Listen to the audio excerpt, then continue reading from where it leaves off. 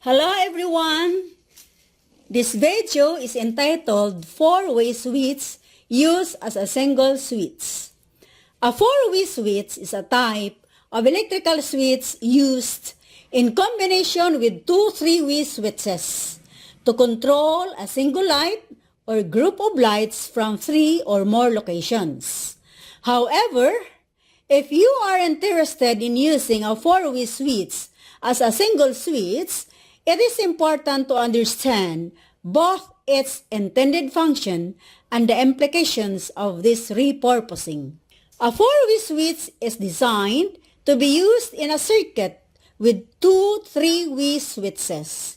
It has 4 terminals, 2 for travelers, which carry the current between the switches, and 2 for the switch connections, which control the flow of electricity. This setup allows for control of the same light from multiple locations, adding flexibility to lighting setups in large rooms or hallways.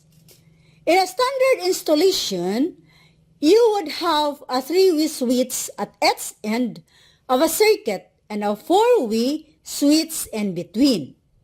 The 4-way switch changes the path of the current, which allows the light to be controlled from multiple points.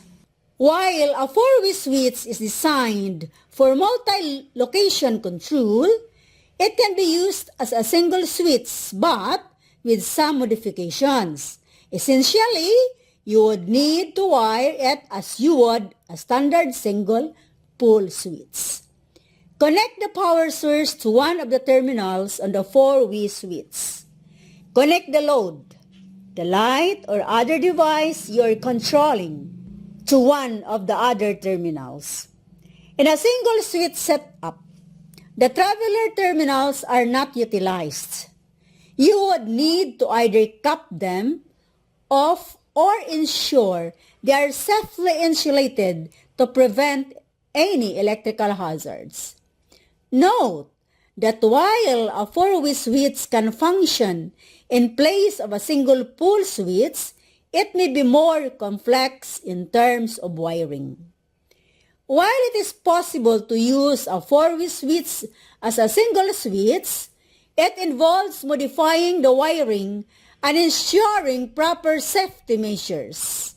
However, understanding the flexibility of 4-way switches can be valuable, especially in more complex lighting setups or for repurposing existing switches in a home renovation project. Thank you for watching and listening. God bless. Subscribe to watch for more videos.